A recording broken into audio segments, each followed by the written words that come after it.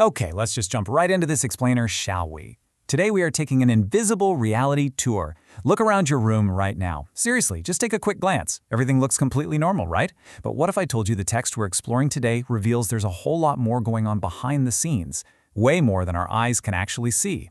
We're going to uncover exactly who's operating in the shadows, and, spoiler alert, we'll learn exactly why the text says its readers are 100% completely safe.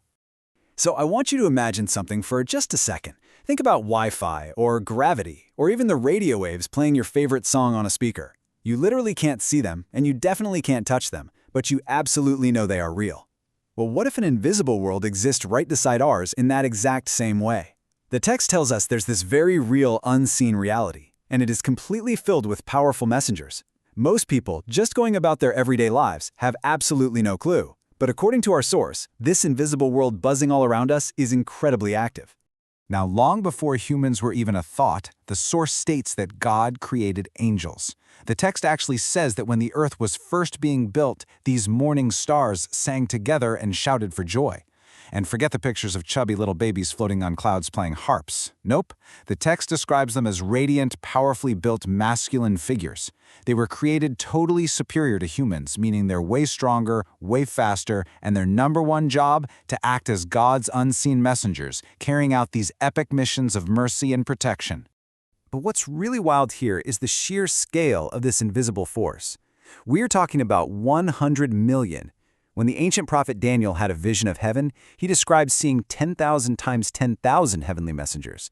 And the Apostle Paul, he just called them an innumerable company, which basically means too many to even count. That brilliantly illustrates just how massive this army of good angels is supposed to be. It's a number so huge, it's honestly mind-blowing. According to the text, the entire universe is absolutely packed with these mighty heroes. And wow, they aren't just numerous, they are spectacularly powerful. The prophet Ezekiel described them moving with the appearance of a flash of lightning. Can you even imagine that kind of dazzling speed? The source recounts that whenever God's people have been in serious trouble throughout history, these lightning-fast messengers rush in as the ultimate invisible bodyguards. I mean, the text describes them literally shutting the mouths of hungry lions to rescue Daniel and shattering iron chains in a dark dungeon to break Peter right out of prison. They are swift, they are unbelievably strong, and they are always ready to act.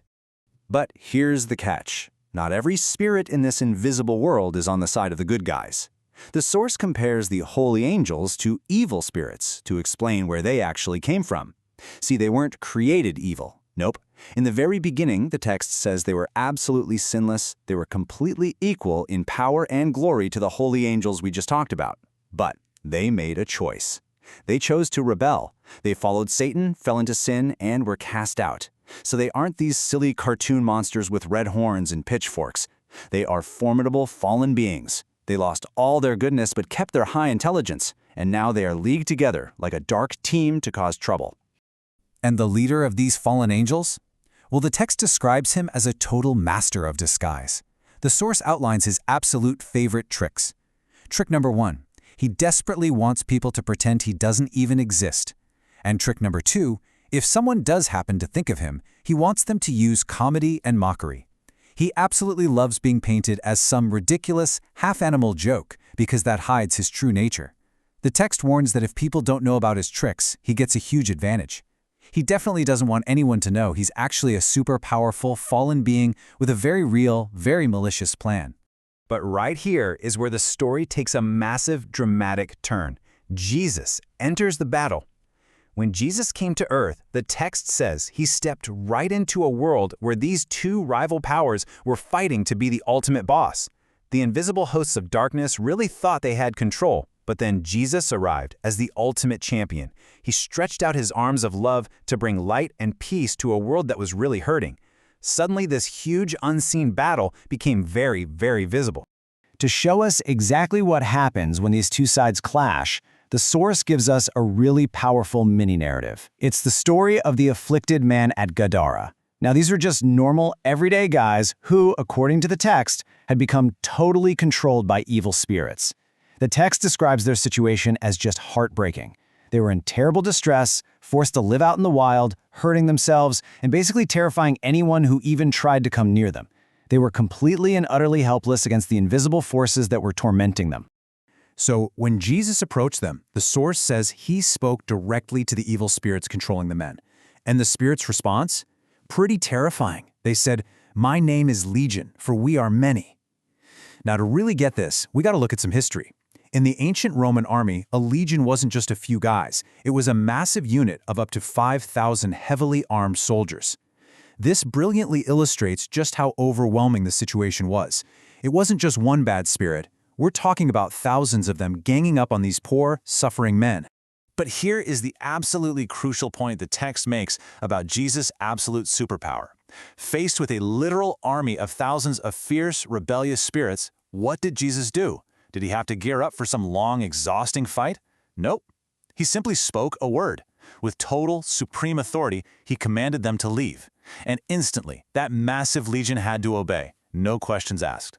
The text tells us that just moments later, those wild, afflicted men were found sitting calmly right at the Savior's feet, completely subdued, gentle, and in their right minds. Honestly, the fight wasn't even close. And the story builds to a super important lesson. The evil spirits actually begged Jesus for permission to enter a nearby herd of pigs, or swine, and Jesus allowed it. But why? Well, the text explains that the herd immediately plunged right into the sea and was destroyed. This vividly exposed just how cruel the fallen spirits really are. It showed they absolutely delight in misery and destruction. But at the exact same time, Jesus perfectly protected and preserved the lives of the men. This proved, beyond a shadow of a doubt, his unmatched power to save humans from literally any invisible threat. Which brings us to a really beautiful, deeply personal part of the text. The author emphasizes that God doesn't just use his power for people who lived thousands of years ago. No, the text makes a phenomenal promise to its readers today. It states that God assigns a personal guardian angel to every single follower of Christ. Just think about that for a second. The source is saying that one of those radiant, lightning-fast, incredibly powerful heavenly messengers we talked about earlier, one of them is specifically appointed to be your personal heavenly watcher. How cool is that? Because of this, the source strongly reassures its readers that they never ever need to be afraid of the dark or of the unseen world. It lays out 3 big reasons why followers are completely safe. First, just like we saw at Gadara, Jesus has absolute, unquestionable power over all evil. End of story. Second, it says heavenly watchers are constantly shielding you, standing right by your side. And third, God himself promises unceasing protection. According to the book, believers are literally surrounded and guarded by heaven's mightiest heroes. Listen to this ironclad promise straight from the text. The wicked one cannot break through the guard which God has stationed about his people. Wow. The text emphasizes that it literally doesn't matter how sneaky or how numerous the bad spirits try to be. According to the source, followers are held totally safe and secure by forces far, far stronger than anything the enemy can throw at them. They are completely unable to break through that shining wall of divine protection. So we're going to end our invisible reality tour with the ultimate question posed by the text.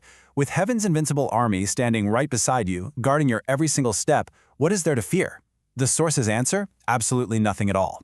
It leaves its readers with this amazingly empowering message. You can be courageous, you can feel totally safe, and you can walk through your day knowing you have the ultimate invisible bodyguard team on your side.